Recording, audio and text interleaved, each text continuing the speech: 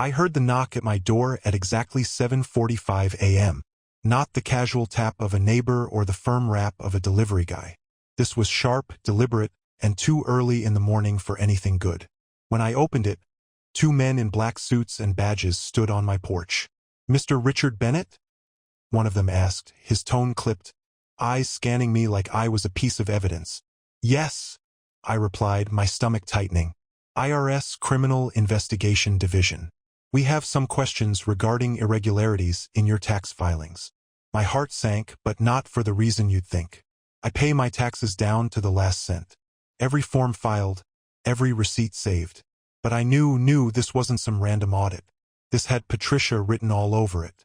See, my wife has a certain brilliance. She's not the social butterfly who charms her way through life. No, Patricia is cold, calculated, and wickedly smart. She's a former biochemist turned financial analyst who once hacked our neighbor's Wi-Fi for 2 months because they parked too close to our driveway. She called it a harmless experiment in boundaries. I call it a red flag I should have paid more attention to. So, when the agents started throwing around phrases like offshore accounts and fraudulent deductions, I knew she'd done it. The Patricia I knew wouldn't just cheat. She'd find a way to torch the entire chessboard and make me look like the guilty one. I played dumb, of course. "This has to be a mistake," I said, trying to sound confused but cooperative. "Can you tell me more about what you're investigating?" They didn't reveal much, just enough to let me know the accusations were serious. "We'll need access to your financial records," one of them said, handing me a business card, "and we'll be in touch soon." As they walked away, I stood frozen in the doorway, my mind racing. Patricia hadn't just crossed the line. She'd launched herself off the moral cliff and was dragging me down with her. That night, I sat in my car down the block from my own house, watching the glow of our living room lights. Patricia was inside, sipping wine and probably watching a documentary about Machiavelli for fun. My hands clenched the steering wheel as I thought about every little quirk of hers I'd ignored. Her late nights, her smug little smiles when she thought I wasn't looking, and the way she always seemed 3 steps ahead of everyone else. I wasn't going to confront her, not yet. Patricia loved to play games, and this time I'd play better. That's when it hit me. In the back of my garage, buried under old tools and forgotten junk, was a relic from my college days. A radar jammer I'd tinkered with when I was young, broke, and a little too curious about how to dodge speeding tickets. I hadn't touched it in years, but now an idea began to form. Patricia thought she was untouchable. She thought I was predictable, the kind of guy who'd sit back and let her destroy me. But she was wrong. Very wrong. I waited until Patricia left the house the next morning. She was meticulous about her routine, always out the door by 8:15 a.m. Her perfectly tailored pantsuit a sharp contrast to the venom that lived under her polished surface. Watching her back out of the driveway with that same self-assured smirk made my blood boil, but I stayed calm. I had work to do. The radar jammer wasn't much to look at. Just a jumble of wires, a weathered black box, and a couple of loose switches. But it still worked.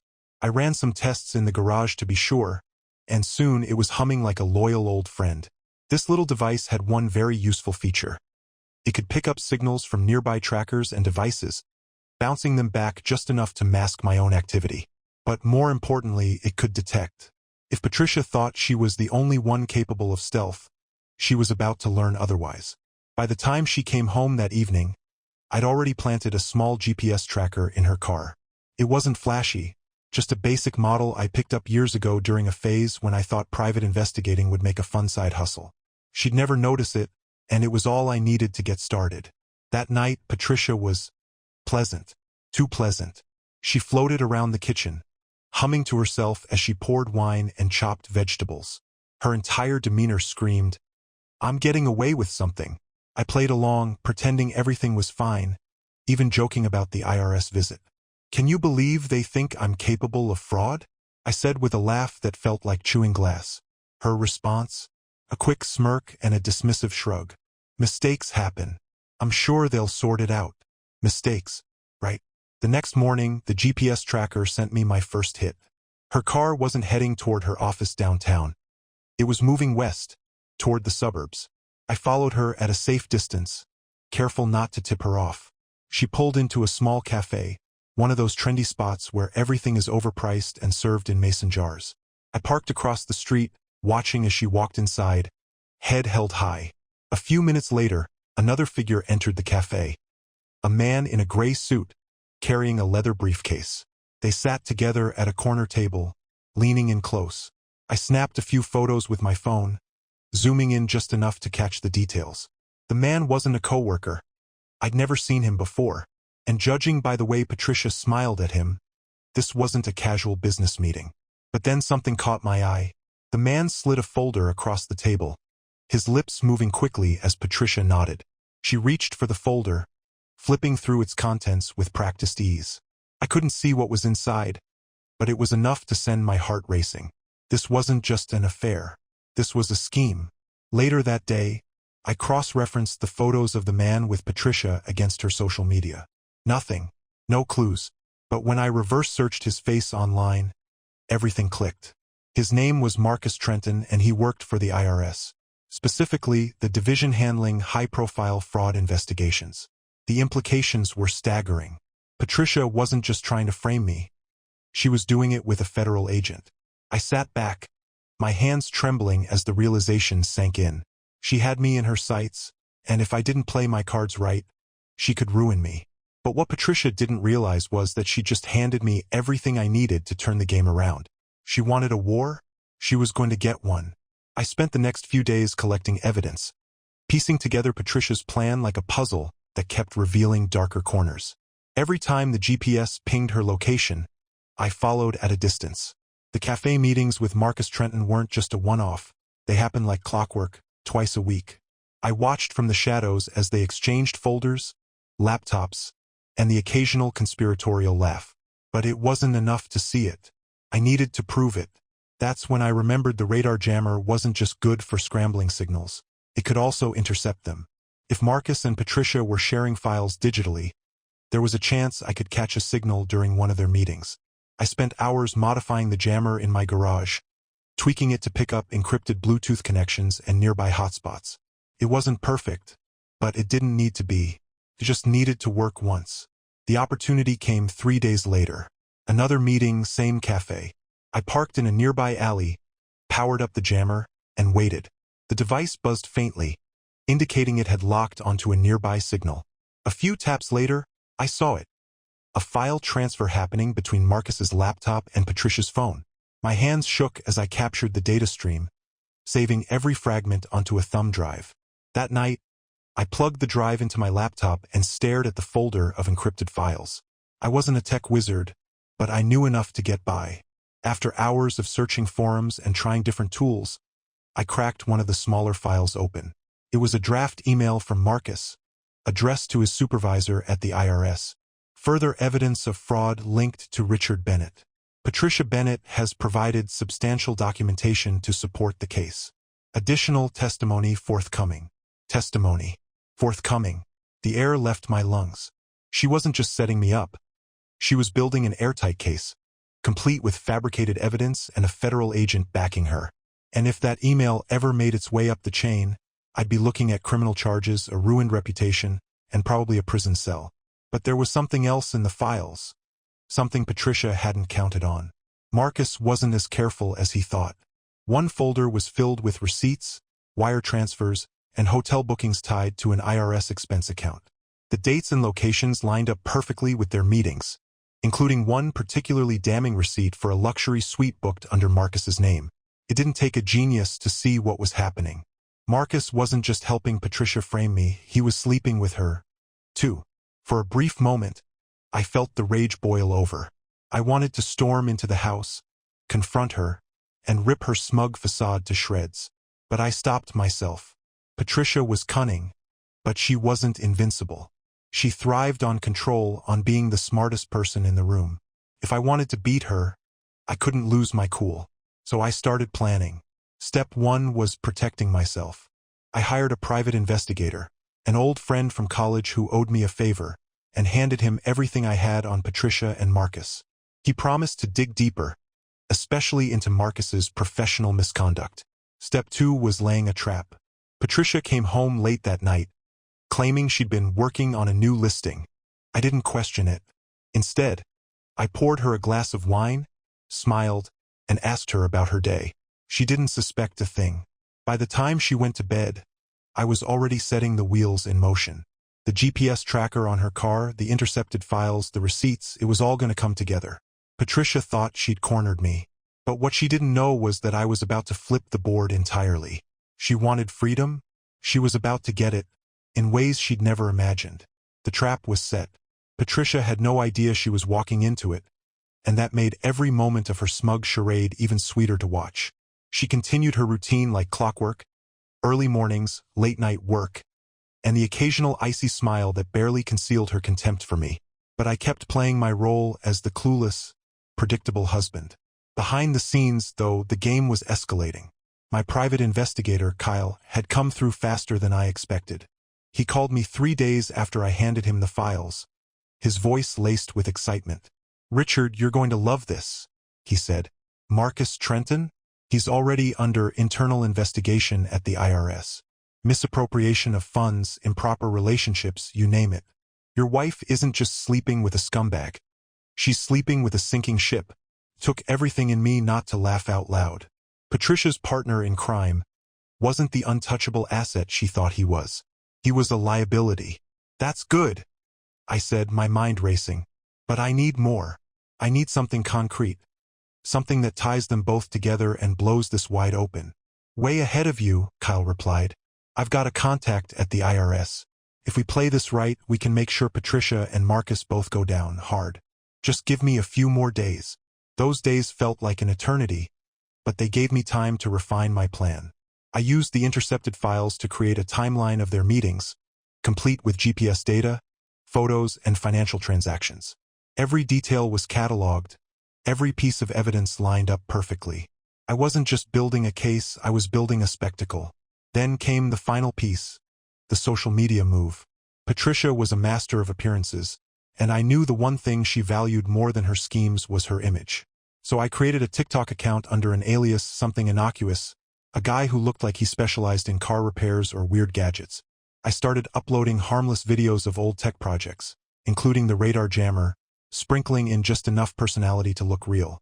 It wasn't long before I posted a teaser video, blurry surveillance footage of Patricia and Marcus at one of their meetings, with the caption, "Ever wonder what betrayal looks like? Stay tuned." It was bait and people bit. Within hours, the video racked up thousands of views. Comments poured in. "What's the story? Expose them. Part 2 now." But I wasn't ready to drop the bomb yet. I needed one last piece to complete the puzzle. That piece came sooner than expected.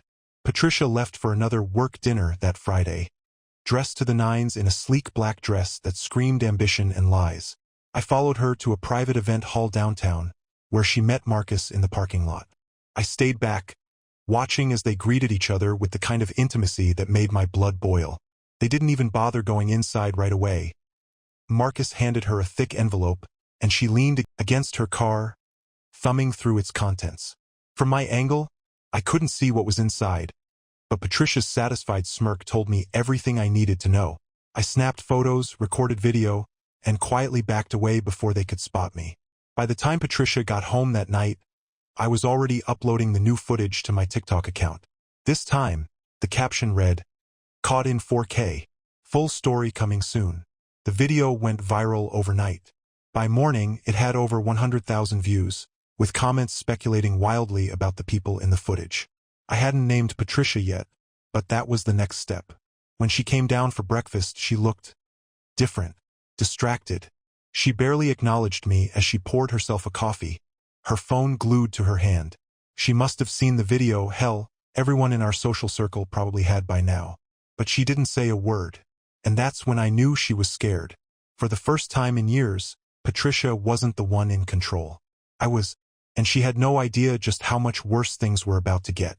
Patricia's mask started to crack that afternoon. She was pacing in the living room, phone glued to her ear, her voice sharp and clipped. I sat in the kitchen, pretending to scroll through my laptop, but my ears were tuned to every word. "No, it's not a big deal," she hissed to whoever was on the other end. "Just some idiot stirring up drama online. Marcus, calm down. No one knows it's us." "Marcus." I nearly laughed into my coffee. She was trying to keep him from unraveling, which meant he'd already seen the video too. Perfect.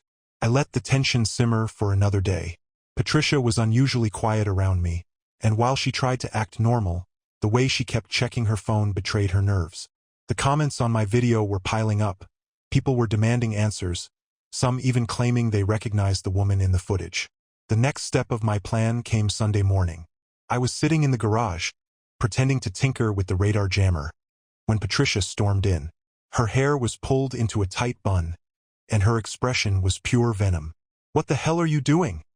she demanded, glaring at me like I'd personally burned her world down. I looked up, feigning confusion. "What are you talking about?" "Don't play dumb, Richard. That video." She folded her arms, her voice trembling slightly. "You think I don't know it's you? That stupid gadget you're always messing with? You've been following me." It was the first time she'd slipped, the first time she'd admitted she knew the video was about her. I let the silence hang between us for a moment, watching as her confidence wavered. "And if I have?" I said calmly, standing up and wiping my hands on a rag. "What are you going to do about it?" Her eyes narrowed, but I saw the flicker of uncertainty. "You're pathetic," she spat, spying on me like some paranoid freak. "You have no idea what you're dealing with, Richard." "Don't I?" I stepped closer, holding her gaze. "I know about Marcus. I know about the files. I know about your little plan to frame me for tax fraud." The color drained from her face, but she quickly recovered, her lips curling into a cold smile. "You can't prove any of that." "Oh, but I can." I leaned in, lowering my voice. "You see, Patricia, you're not as clever as you think. You left a trail. And now, thousands of people are watching it unfold online. Do you have any idea how fast this will blow up when I drop your name?"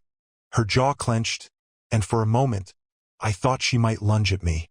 Instead, she took a step back, her eyes darting toward the door. "You're bluffing." "Am I?" I pulled my phone from my pocket and opened the TikTok app, showing her the latest video I'd posted, this time with her face clearly visible, along with Marcus's. It was an edited montage of their meetings, complete with timestamps and locations. The caption read, "Meet Patricia Bennett and Marcus Trenton. The fraudsters framing an innocent man. Story coming soon." She froze, her composure crumbling in real time. You're insane." "No," I said, my voice cold and steady. "I'm just better at this game than you are.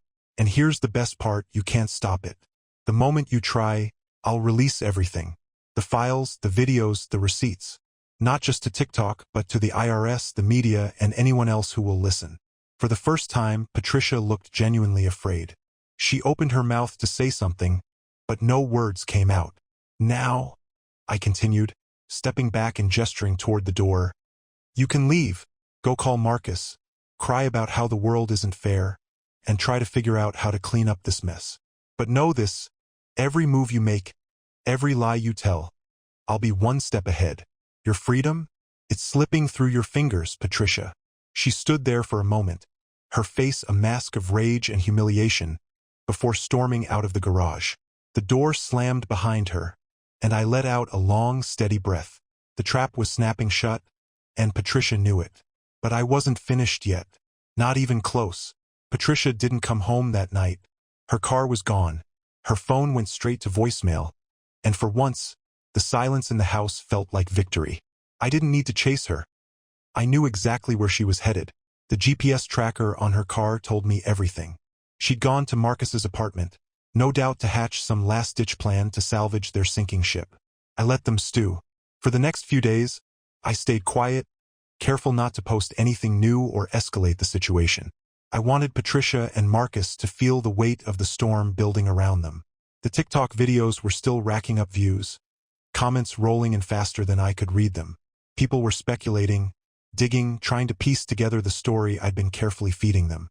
But I wasn't just sitting around. Kyle had come through again, and this time, he'd delivered the final nail in Marcus's coffin. Turns out, Marcus wasn't just under investigation for misuse of IRS funds. He'd also been implicated in multiple cases of falsifying reports to cover up his personal scandals. In other words, his entire career was hanging by a thread, and Patricia had hitched herself to a man who was about to lose everything. The timing couldn't have been better. With Kyle's help, I compiled a dossier of evidence. Everything from the intercepted files to Marcus's shady transactions to photos of Patricia's meetings with him. It was airtight and it was damning. That Friday, I made my move.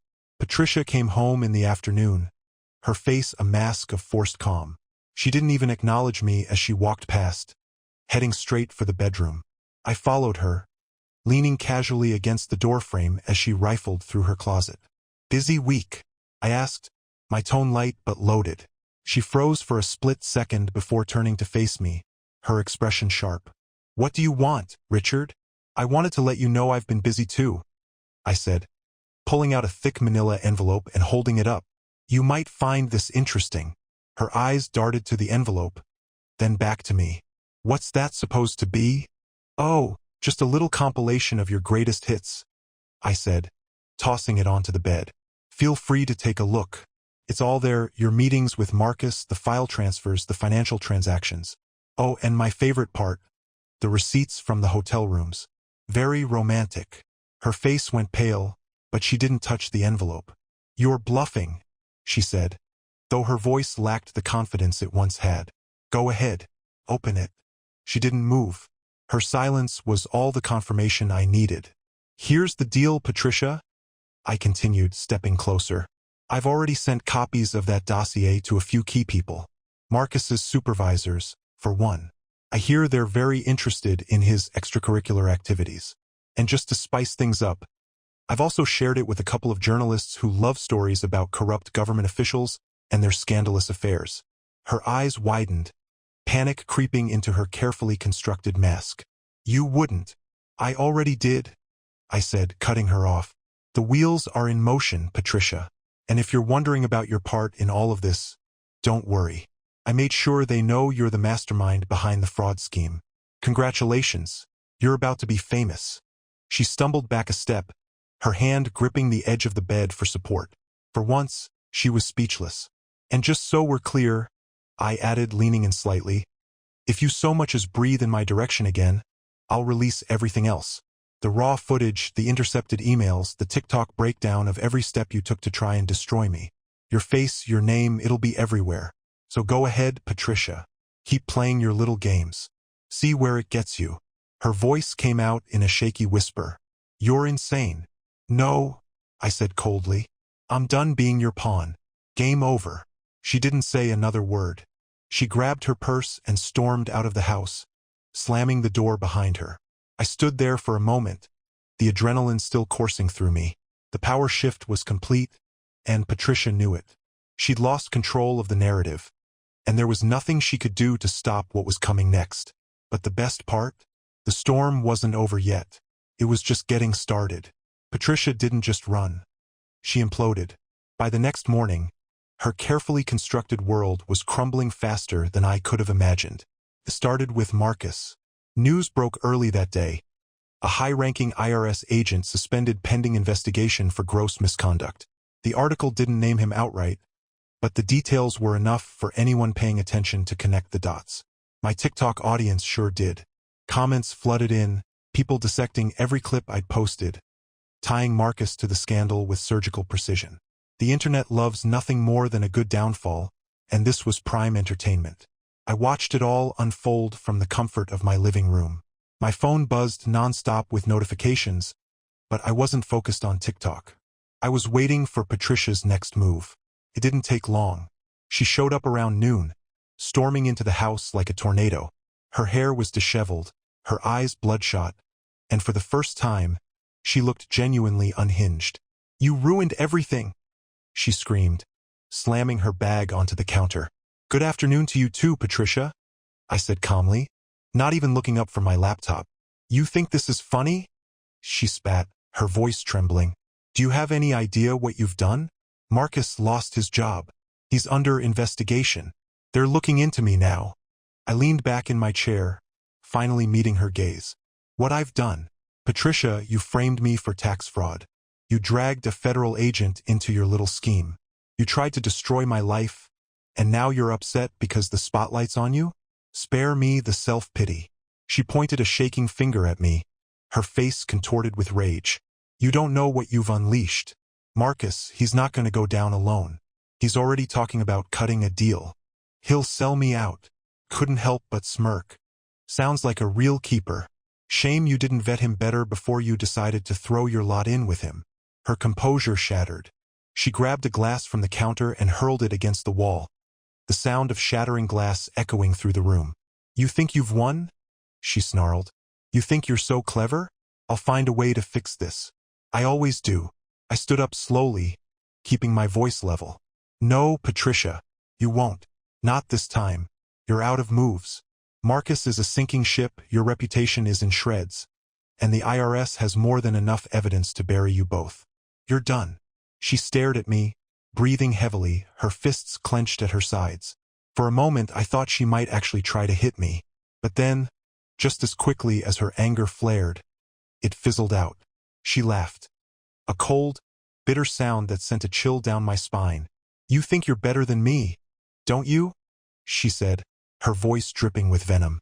You're just a pathetic little man clinging to his morals while the rest of us actually do something with our lives. Enjoy your victory, Richard. It won't last. With that, she grabbed her bag and stormed out of the house. I let out a long breath, running a hand through my hair. The confrontation had been explosive, but it wasn't over, not yet. Patricia was desperate, and desperate people were dangerous. But I had one more card to play, something she didn't know about, something that would ensure she could never touch me again. As the door slammed shut behind her, I sat back down, opened my laptop, and typed a single line into my TikTok caption draft. Part 3 drops tonight, and trust me, you don't want to miss this one. By the time I uploaded the third TikTok, the entire story was teetering on the edge of full-blown chaos. The video was my piece de resistance, a carefully edited compilation of Patricia and Marcus's meetings, the intercepted documents, and Marcus's shady financial transactions.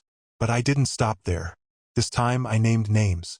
The caption read, "Meet Patricia Bennett, the mastermind behind a fraud scheme to frame her own husband and Marcus Trenton, her IRS accomplice turned lover. Together, they tried to destroy me. But now, their secrets are out." The response was immediate. Within minutes, the video exploded.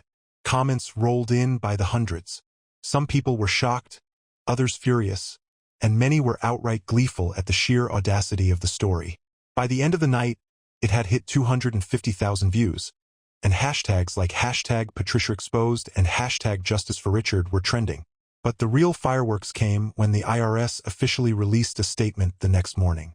Marcus Trenton had been terminated, and an internal investigation into his misconduct was underway. Though Patricia's name wasn't mentioned directly, it didn't matter. The damage was done.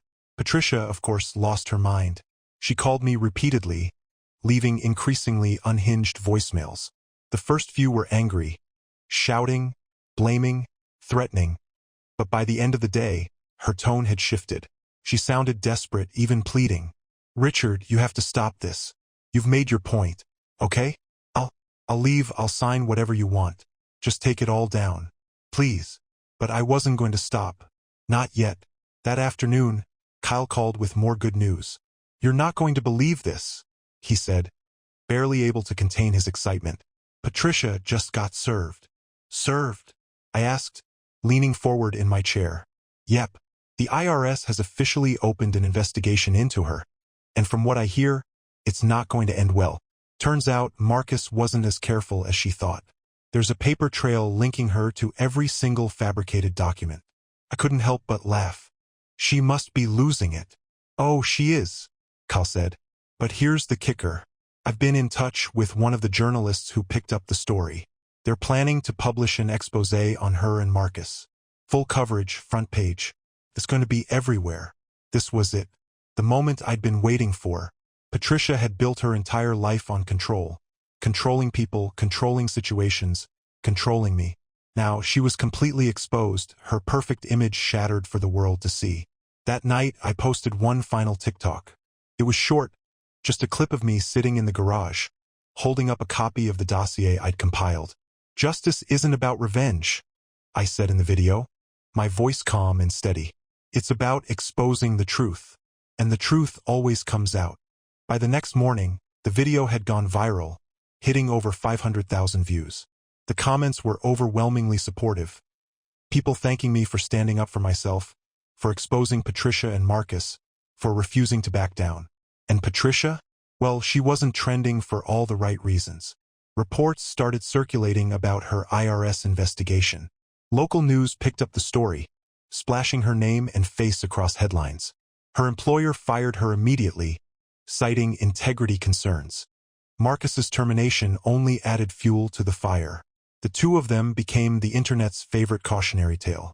For someone who craved freedom and control, Patricia had found herself trapped in a new kind of prison, one of her own making. Patricia's world crumbled faster than I could have anticipated. By the following week, her face was plastered across every news outlet, the headlines unforgiving. Former biochemist turned fraud suspect, Patricia Bennett's scheme unravels.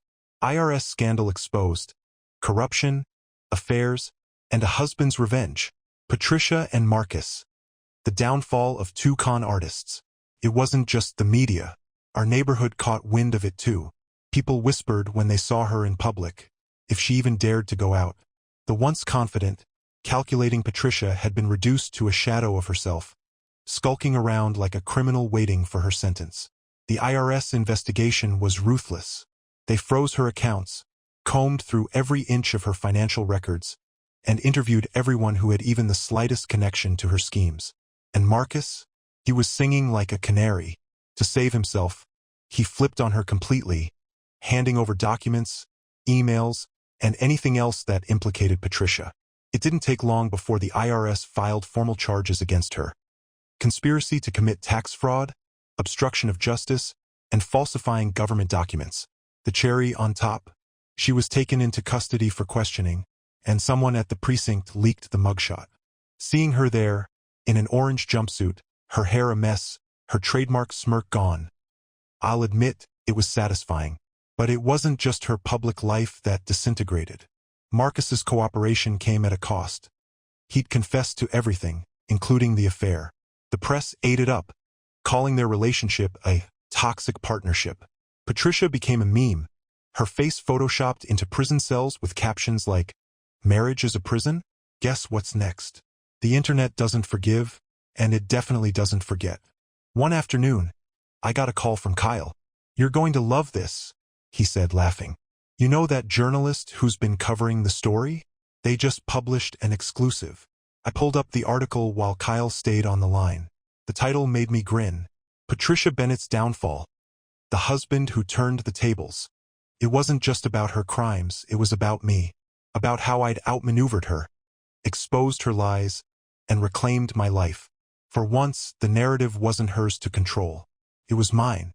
But the real kicker came a few days later. Patricia, in a desperate attempt to negotiate a deal, had filed a plea agreement. The terms included full cooperation with the investigation and a guilty plea in exchange for a reduced sentence. The court accepted it, but it came with a brutal condition. She'd served 2 years in federal prison. Her so-called freedom had finally come inside a cell. And then there was Marcus. He wasn't walking away scot-free either. Though his cooperation saved him from prison, he lost everything else. His job, his reputation, and any shred of credibility he once had. He'd become just another disgraced name in a long line of government scandals. But the best part? My final TikTok. I posted a clip of Patricia's mugshot with the caption, "Marriage was a prison? Now, she's got a roommate named Bernadette. Hope she enjoys her freedom." The video went viral instantly, racking up over 1 million views. The comments were a mix of shock, laughter, and pure satisfaction. People loved the irony, and they loved seeing justice served. As for me, I finally felt something I hadn't in years. Peace. Patricia was gone, her games dismantled, her control obliterated. I wasn't just free of her, I'd come out on top. And the best part? The world knew exactly who she was. For someone like Patricia, that was the worst punishment of all. In the weeks that followed, I adjusted to a life I hadn't realized I was missing. A life without Patricia's shadow looming over every decision I made. For the first time in years, I felt light, like a massive weight had been lifted off my chest. The house, once filled with tension and her condescending remarks, was now quiet, peaceful. I cleaned out her things, packing them into boxes and leaving them in the garage. I considered burning them, but the thought of her returning someday to find everything gone seemed more poetic. Let her see the hollow shell of what she once controlled. But Patricia wasn't done trying to claw her way out of the hole she dug. One evening, just as the sun dipped below the horizon, I got a call. The number was blocked. I hesitated, but curiosity got the better of me, and I picked up. Richard. Her voice came through the line, hollow and strained. I didn't say anything, letting the silence do the talking. She started, but her voice cracked. She cleared her throat, trying to regain that confidence she used to wield so effortlessly. I just wanted to say, "You win." It was strange, hearing her sound defeated. But I didn't trust it. Patricia was a master manipulator, and even from rock bottom, I knew she'd try to twist the knife. "What do you want, Patricia?" I said, my voice cold. "I made mistakes," she said, ignoring my question. "But we both know I didn't deserve this. You didn't have to ruin me." That last sentence sparked something in me. I didn't have to ruin her? The sheer audacity. "You didn't deserve this?" I shot back, my voice sharp now. "You framed me for a federal crime. You dragged my name through the mud, paraded around with Marcus like you were untouchable. And for what? Because you were bored? Because you wanted to feel smarter than everyone else? Don't call me looking for sympathy, Patricia. You earned every ounce of this." There was silence on the other end, but I knew she was still there. Finally, she said, "You'll regret this, Richard. You think you're free, but you'll never escape what you did to me. Just wait." And with that, she hung up. I stared at the phone for a moment, feeling a strange mix of emotions. Anger, satisfaction, and maybe even a sliver of pity. But mostly I felt relief. Her words, her threats, they didn't hold power over me anymore. The next morning, I called my lawyer and had him finalize the divorce proceedings. The paperwork had been in limbo while everything else unfolded. But now there was nothing left to wait for. Patricia would sign it. She wouldn't have a choice. A week later, the papers were officially filed. Our marriage was over, and for the first time in years, I felt like I could breathe. To celebrate, I posted one last TikTok. This one wasn't about Patricia or Marcus or their downfall. It was about me. The video was simple. Me sitting on the porch with a cup of coffee, the sunrise in the background.